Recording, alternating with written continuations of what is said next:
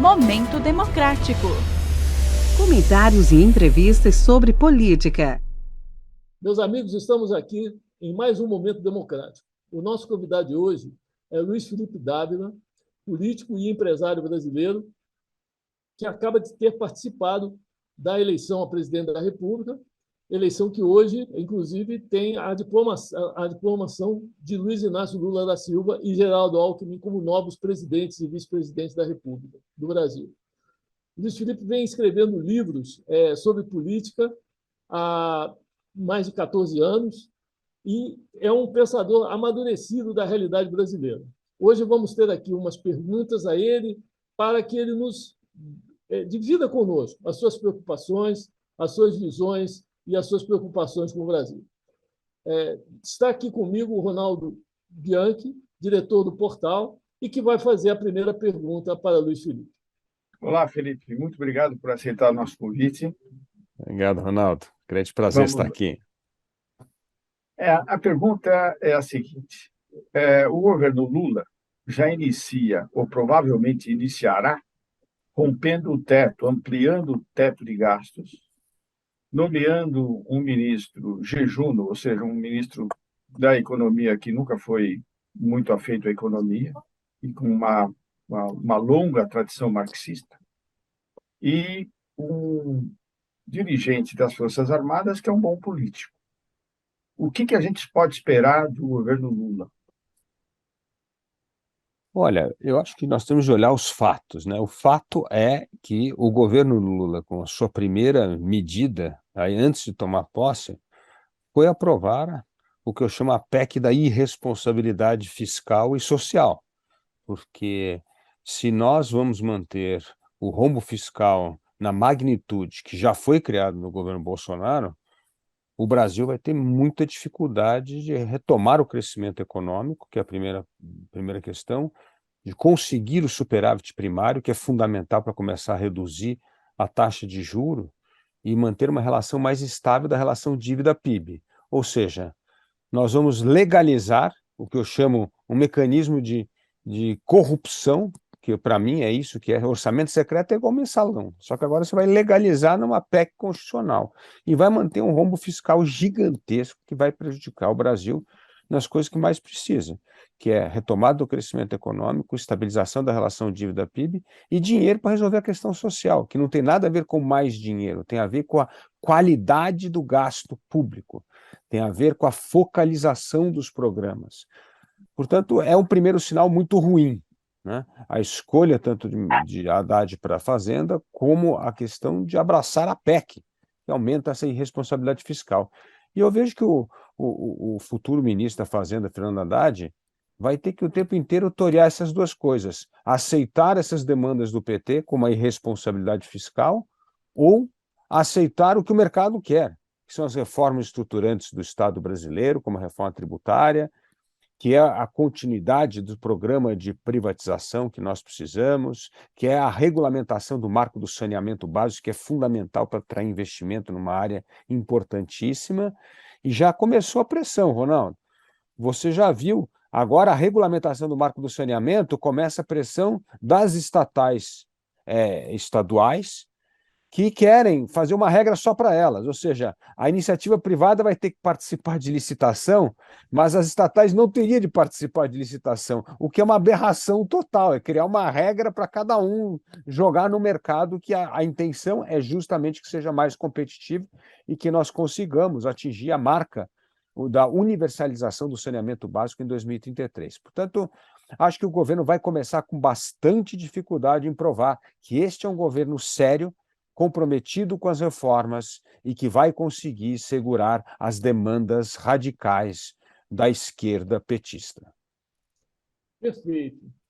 Olha só, uma aspiração de todos nós é deixar para os nossos descendentes um país melhor do que o país que nós recebemos. Você acha que a sua geração vai cumprir isso? Vai deixar para os seus descendentes um Brasil melhor do que ela recebeu? Eu tenho plena convicção que não vai. Eu digo que a minha geração vai fazer o papel de Moisés na Bíblia. Nós vamos fazer a travessia do deserto, mas nós não vamos entrar na Terra Prometida, não. Nós não vamos ver esse Brasil melhor, infelizmente. Mas isso é realismo político, não é?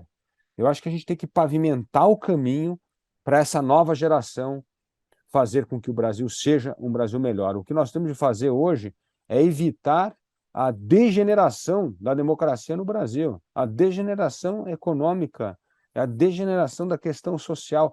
Ainda nós estamos numa fase de consertar erros antes de começar a construir esse futuro mais promissor. Então, eu acho que o legado que a nossa geração pode deixar para as próximas gerações é esses pilares que a próxima geração vai construir o Brasil do futuro. Acho que esse é o ponto fundamental. Agora, achar que a nossa geração vai conseguir colocar o Brasil na rota do crescimento econômico sustentável durante 10 anos, 20 anos, como foi o caso da China, não vai acontecer, né? Eu, infelizmente, sou muito realista. Eu não acho que isso é pessimismo, acho que é realista. Mas eu considero um trabalho extremamente importante e nobre esse de ajudar o Brasil a fazer a travessia do populismo para a verdadeira democracia. Luiz, como candidato, você examinou o Brasil inteiro, né? E o que mudou ou reforçou a sua visão sobre a política brasileira? Olha, Ronaldo, eu vejo duas coisas que me chamaram muita atenção na campanha. Primeiro, assim, o Brasil vem melhorando muito a qualidade da gestão pública, mas ela não está em Brasília. Ela está nos estados e municípios. Os estados e municípios, nós temos exemplos inequívocos de melhoria de gestão pública, governo baseado em dado em evidência, política pública com foco em prioridade, parceria público-privada. Tem exemplos em todas as áreas: saúde, educação, política social. Então, eu vejo isso com grande alegria, ver como a política vem amadurecendo nos estados e municípios. E eu acredito, Ronaldo, que essa geração um dia vai chegar à presidência da República, vão ser ministros de Estado, vão ocupar os espaços nobres do governo federal. E vem com uma carga de resolver problemas, parar de ideologia. Qual a evidência dessa política pública? Qual é o fato? Como é que se mensura o sucesso dessa política pública ou não? Então, eu vejo isso evoluindo muito nos estados e municípios. O próprio CLP, o Centro de Liderança Pública, quando todo ano divulga o ranking de competitividade dos estados, eu vejo hoje 24 dos 27 estados brasileiros utilizam o ranking de competitividade dos estados para definir política baseada em dado e evidência e quais são os indicadores para avaliar se aquela política pública melhorou ou piorou. Então, assim, eu vejo essa evolução na política pública brasileira. E a segunda grande boa notícia é uma jovem geração, que eu digo aí de 20 a 35 anos, ou perto dos 40, que não aguenta mais o Estado nas costas dessas pessoas. Eles entendem isso, eles falam assim: para eu voltar a crescer, o que eles estão pedindo é: me dê oportunidade, eu quero oportunidade para criar meu negócio, para empreender. O Renato Meireles, do Instituto Locomotiva, fez recentemente uma pesquisa que mostra que 70% das pessoas morando em favela no Brasil querem empreender, ou já empreendem, ou vão empreender. É por necessidade. Por que essa geração? É muito interessante entender por quê. Porque essa geração, o Estado nunca funcionou para elas. A educação pública nos últimos 20 anos é um desastre. A segurança pública é um desastre. A saúde pública é um desastre. Então, essa turma entende que o Estado só prejudicou a vida dela. Ao invés de ajudar, piorou. Então, ela quer ser dona do seu destino, ela quer ser patrão da sua vida, ela quer tomar conta do seu destino e não quer mais saber do Estado. Então, eu vejo essa melhoria da qualidade da política pública em estados e municípios, essa nova geração que não cria nenhuma ilusão em relação ao Estado, pelo contrário, quer tirar o Estado do caminho para poder criar e empreender. Eu acho que esta sim é a combinação importante para o Brasil criar um crescimento econômico sustentável e a verdadeira democracia. E esse é o nosso trabalho, é pavimentar o caminho para que essa geração consiga realmente criar um Brasil melhor para as próximas gerações. Então, vamos falar um pouquinho das reformas, que são um tema transversal a toda a conversa política no Brasil sempre aparecem as reformas que seriam necessárias para termos esse Estado melhor e conseguindo prestar esse tipo de serviço que não vem conseguindo prestar ao longo do tempo. E dentro da reforma tributária, que talvez seja a mais urgente no momento, porque os tributos são esse vampiro sugando o sangue aí da nossa economia, existe uma crítica muito grande da divisão dos tributos, que estariam mal divididos entre União, estados e municípios. Em países europeus, nos Estados Unidos, se vê uma divisão mais ou menos equânime, 30 e poucos por cento para os municípios, 30 e poucos por cento para os estados, 35% para a União. No Brasil, a União fica com mais de 50%. E acontece que os estados e municípios, então, ficam numa posição de mendigos, tendo que usar seus deputados, seus senadores como despachantes de verba lá no Congresso para conseguir o dinheiro necessário para a administração. Então, primeiro, saber se isso que nós falamos agora, se o senhor concorda com isso. E a segunda é qual seria uma divisão razoável para o Brasil de verbas, vendo a realidade brasileira como ela é, né? Não pensando em Europa, não pensando nos Estados Unidos, mas vendo a realidade brasileira como ela é, qual seria uma divisão possível melhor? Bom, primeiramente, nós temos de olhar a questão da complexidade do sistema tributário brasileiro, que é o sistema mais complexo tributário do mundo. Aliás, esse fim de semana, o Marcos Lisboa escreveu um artigo na Folha de São Paulo e ele mostra ali o cálculo do fundo de participação dos estados. É inacreditável, é uma fórmula que o sujeito precisa ser diretor da NASA para poder entender como é que se faz essa distribuição de recursos entre os estados. Então, o que acontece? A complexidade do sistema ela é fruto de um país que vem fazendo puxadinho. Você vem fazendo uma reforminha atrás da outra, e esse acúmulo de puxadinho criou um Frankenstein tributário que ninguém entende nada. E hoje, não só é o maior tendão de Aquiles do Brasil, calcanhar de Aquiles do Brasil, que prejudica a retomada do crescimento econômico, nós temos hoje, José, para você ter uma ideia, 70% do PIB brasileiro é judicialização tributária. 70% do PIB brasileiro é briga tributária. Como é que você vai ter paz? Nós gastamos 10 vezes mais tempo para cumprir obrigações tributárias do que qualquer outro país do mundo. Então, assim, a complexidade tributária hoje é, sim, um calcanhar de Aquiles da retomada do crescimento econômico e da simplificação de regras, que ela é fundamental para o Brasil poder voltar a crescer, né?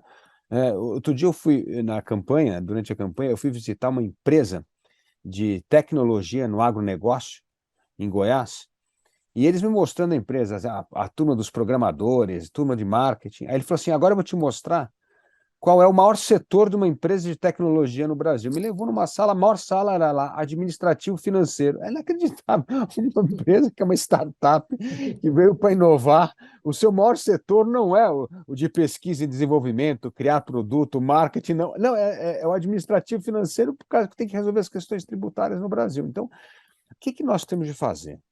Primeira coisa, simplificar as regras significa padronizar as regras do Brasil com as regras do mundo. Por isso que eu sou a favor. Pega ali a copy-paste das regras da OCDE. Está ali. Está uma regra que todo mundo entende. Como é que é o IVA? Por isso que o imposto de valor agregado é tão importante para isso. Você vai ter uma regra tributária, qualquer pessoa que vai investir no Brasil, ele sabe qual que é a regra do jogo. Então, nós precisamos ter uma regra que qualquer pessoa que vier investir no Brasil entenda qual é a regra do jogo. Você não pode ficar... Olha o que o Supremo acabou de aprovar, que absurdo. Agora pode rever questões tributárias que o Supremo decidiu no passado como legal, mas se houver a mudança do entendimento é retroativa. Mas olha que absurdo, como é que pode um negócio desse no país? Como é que você pode criar segurança jurídica num país desse? Você vai rever o entendimento da lei e torna-se retroativo o fato. Como é que é isso? Então, assim, por isso, a minha defesa de que nós precisamos criar um imposto de valor agregado, ao meu ver, o Congresso fez sim um bom trabalho. Eu acho que o que foi criado na comissão mista, da PEC 110 com a 45 é um ótimo esboço para começar um projeto tributário. E aí nós temos de fazer, Zé, como a gente fazia na época da URV, tem que ter um mecanismo de transição para não perder receita para estados e municípios, porque senão quebra os estados e municípios e passa a ter um problema. Mas a ideia é tirar, sim, como você bem disse, recursos da União e dar mais poder tributário para os estados e municípios, porque é ali que as coisas acontecem. E se você fizer isso de forma gradual, você pode acabar, ao longo do tempo, com esses repasses, esses fundos de participação de estado e município, tal, pode ser uma coisa muito pequena, mas não é hoje uma fonte de receita fundamental. Aliás, a profusão de criação de municípios no Brasil foi fruto da criação do Fundo de Participação dos Municípios. Vale a pena criar município, é um ótimo negócio, você começa a receber dinheiro. Então, isso é uma deturpação do sistema tributário, é uma deturpação da regra do federalismo. Então, a meu ver, se esse governo conseguir... Um minutinho, deixa eu só cancelar a ligação aqui, que entrou uma ligação no telefone. Se esse governo conseguir votar na reforma tributária, a meu ver, eu sou otimista em relação a isso, porque o Bernard Api, que foi autor da PEC 45, ele provavelmente vai ser um homem importante nesse governo. Então, pelo menos você vai ter uma pessoa que defende o imposto de valor agregado. Agora, o setor privado também tem que aprender, Zé. A gente não pode começar a brigar antes de definir as regras do jogo. Tem a regulamentação. O que aconteceu nessa última discussão da reforma tributária? O setor privado começou a brigar antes de entender a regra. O serviço achou que ia pagar muito imposto, o comércio reclamou, a indústria reclamou, todo mundo reclamou. Então, e quando mostra para o Congresso Nacional que é a divisão do setor privado, aí a gente está perdido, porque é aí que o político não aprova mesmo. Então, eu vejo que nós temos de focar na PEC 45 e 110, lá da comissão mista, aprovar a matéria, resolver a questão na regulamentação e ter uma regra como norte, padronizar a regra tributária brasileira com a regra dos demais países do mundo, que é justamente o que eu digo que nós temos de seguir as regras da OCDE. É assim que o Brasil vai ter um sistema tributário racional, legítimo, respeitando as regras do federalismo e dando mais poder aos estados e municípios. Luiz, eu estou lendo o seu livro Por que as Democracias Triunfam, né? E num dos capítulos, segundo capítulo, lá é muito claro que teve duas pessoas que fizeram muito pela democracia americana.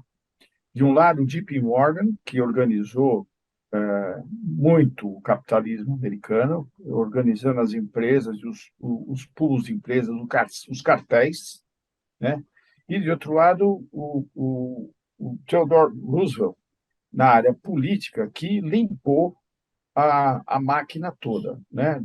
Trouxe um padrão de trabalho limpo, arrumado. Você vê o Brasil neste rumo em algum momento? E quais são os nomes, além do seu, porque o seu eu tenho certeza que é um deles, quais são os nomes que junto com você, fariam essa mudança? Olha, Ronaldo, se a gente olhar a leva de governadores eleitos e reeleitos nessa eleição de 22, enche a gente de esperança. Porque, olha, nós temos Eduardo Leite no Rio Grande do Sul, Ratinho Júnior, que fez um trabalho excepcional no Paraná, Tarcísio aqui em São Paulo, né? Romeu Zema em Minas Gerais, Raquel Lira em Pernambuco. Olha que geração boa. Qualquer um desses entende exatamente o que a gente está falando aqui. Qualquer um desses, na presidência da República, teria um olhar completamente diferente. Agora, a grande questão é como é que nós vamos acabar com a polarização como a única arma política para eleger pessoas. Porque se a gente continuar fomentando esse radicalismo e a polarização, não haverá espaço para propostas. Aliás, nessa campanha, a minha frustração como candidato foi essa: não havia espaço para discussão de propostas. Aliás, não se debateu propostas numa eleição presidencial. E se não debate propostas, por quê? Porque as pessoas estavam querendo saber quem era Lula e quem era Bolsonaro, e o resto não importa. Então, nós precisamos criar um clima nesses próximos 4 anos para esvaziar o populismo e fazer com que essa nova geração ascenda ao poder. Eu digo que essa nova geração de governadores é uma geração muito boa e capacitada. Uma geração capaz, sim, de colocar o Brasil no rumo, ajudar a avançar com essas reformas e, como eu disse, pavimentar esse futuro melhor para as próximas gerações. Luiz, você, além da sua participação política, você é um empresário e com muita participação no setor agrário, na Associação dos Produtores de Soja do Brasil. E o negócio agrário cada vez cresce mais no Brasil e cada vez é mais presente nas conversas brasileiras. Os brasileiros estão se conscientizando, os brasileiros urbanos estão se conscientizando que quem paga a conta é o campo, não são eles. Embora eles trabalhem no final do mês, a conta vai para o setor agrário muitas vezes. Qual é a principal preocupação nos próximos 4 anos desse setor agrário? Qual é a principal ambição do setor agrário? Qual seria? O que não pode deixar de acontecer? Bom, primeira coisa que não pode deixar de acontecer é retroagirmos, né? Começar a ter invasão de terra, a insegurança no campo, que foi uma das principais coisas que fez com que o campo fechasse com o Bolsonaro na última eleição presidencial, tá certo? Assim, essa história de não respeitar a propriedade privada, isso é um desastre total. Então, quer dizer, eu acho que essa é a primeira coisa. É o governo dar um sinal claro que não vai tolerar invasão de terra, então, de terra produtiva. Então, esse é o primeiro ponto. Não pode criar insegurança no campo. A segunda coisa fundamental é a retomada de investimento em infraestrutura.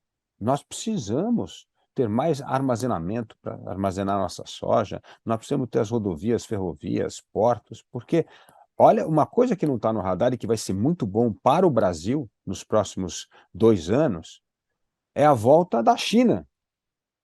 Porque o que acontece? A China, com essa política maluca de lockdown e Covid zero, ela está fora do mercado aí há 2 anos.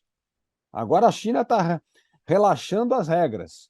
Quando começar a relaxar as regras, a economia chinesa vai voltar a crescer. Quando a economia chinesa começar a crescer, como aconteceu no resto do mundo, quando abriu o Brasil, quando abriu a Europa, os Estados Unidos, né? Essa demanda reprimida vai explodir. E o que o Brasil pode vender hoje no mercado externo? Só 2 coisas, minério e soja. E aí depois tem um pouco de carne, tem um pouco de outras coisas, mas assim, o grande é minério e soja. Então, o Brasil tem uma grande chance de voltar a vender mais minério e soja no mundo, né? E isso, evidentemente, vai impulsionar o agro, né? Uma outra coisa importante no agro é a questão que o agro é, sim, sustentável, o agro é, sim, um defensor do meio ambiente, porque nós sabemos que a maior retaliação que existe sobre o negócio do agronegócio é acusar o Brasil de estar desmatando e prejudicar a venda de nossos produtos agrícolas.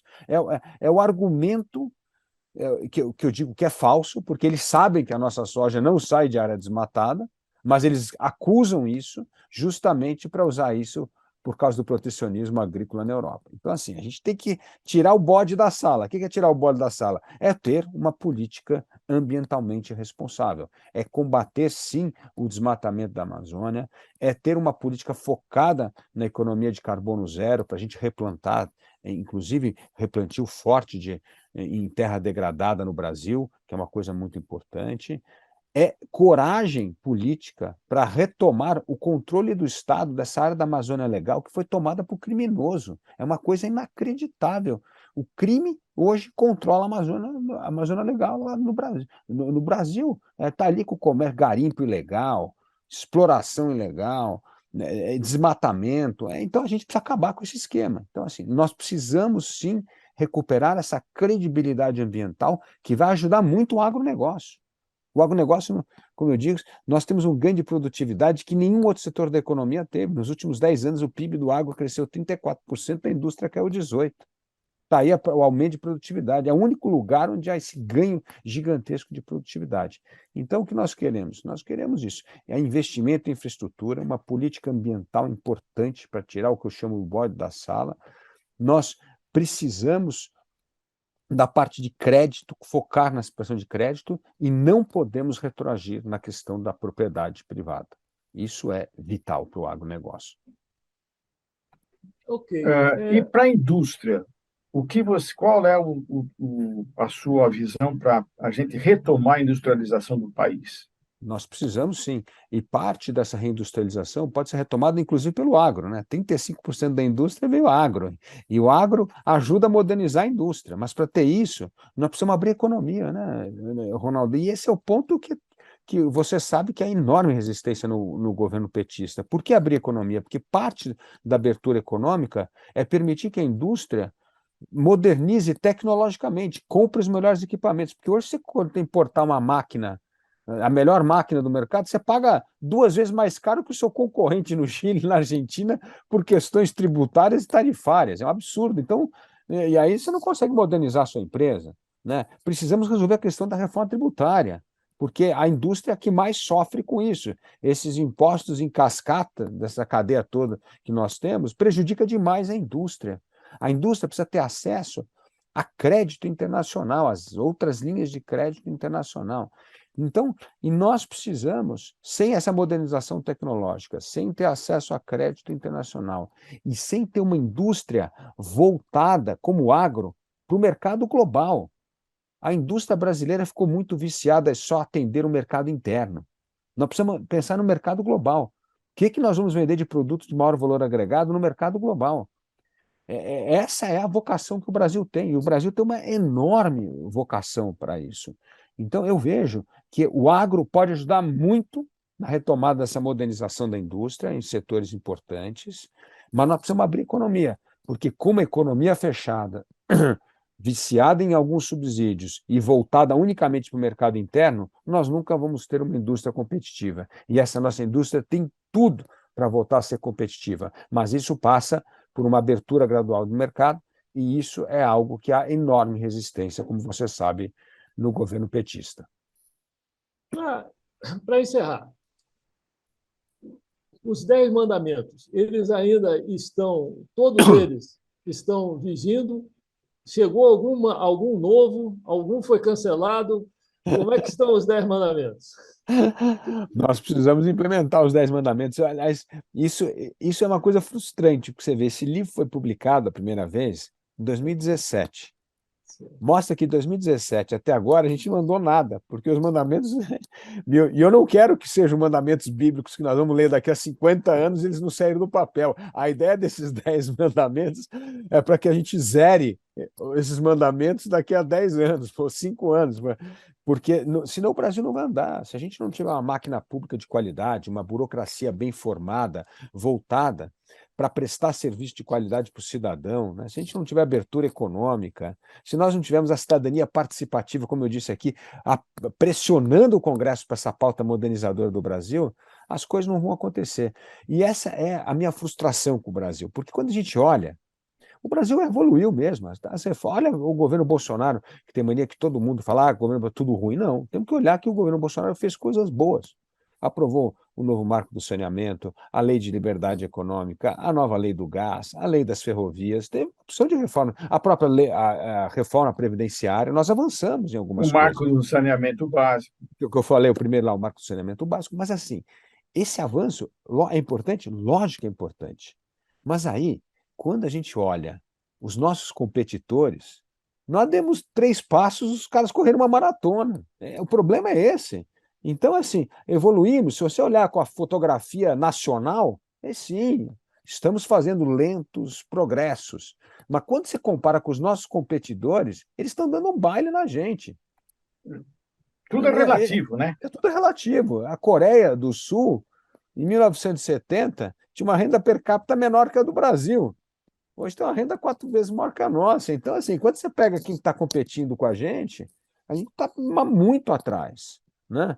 E isso é que eu acho que a gente precisa ter em mente, porque se a gente ficar olhando só com essa visão umbilical do nosso mercado, da nossa trajetória, nós estamos esquecendo do mundo.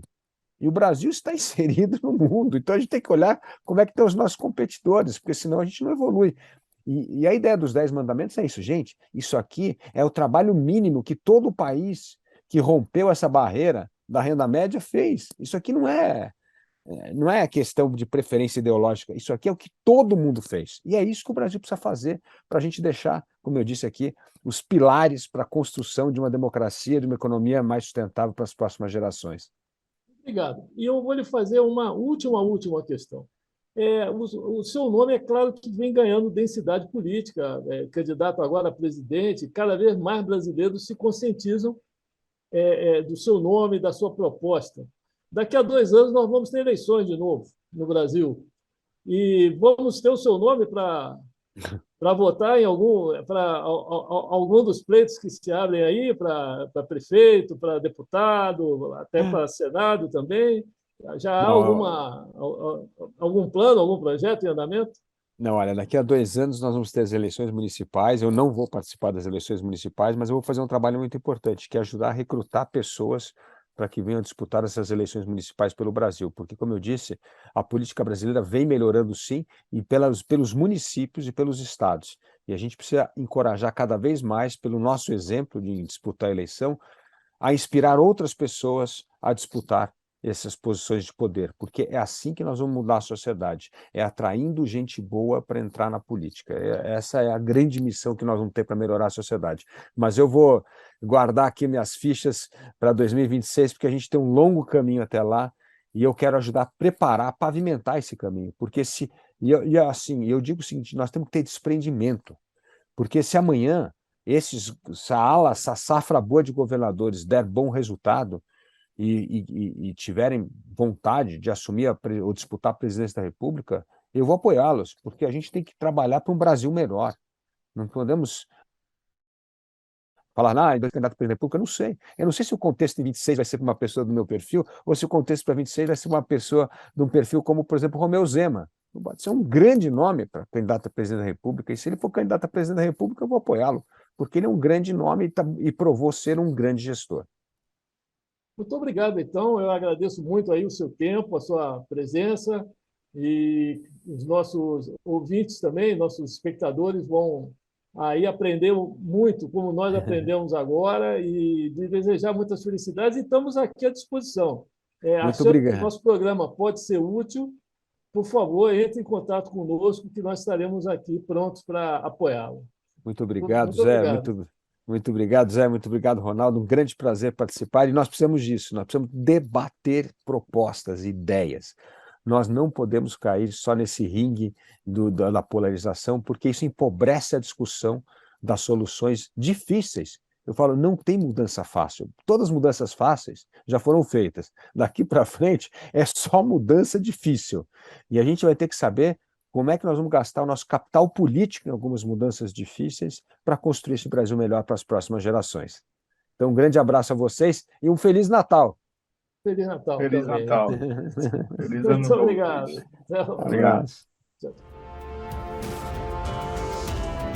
Momento Democrático. Comentários e entrevistas sobre política.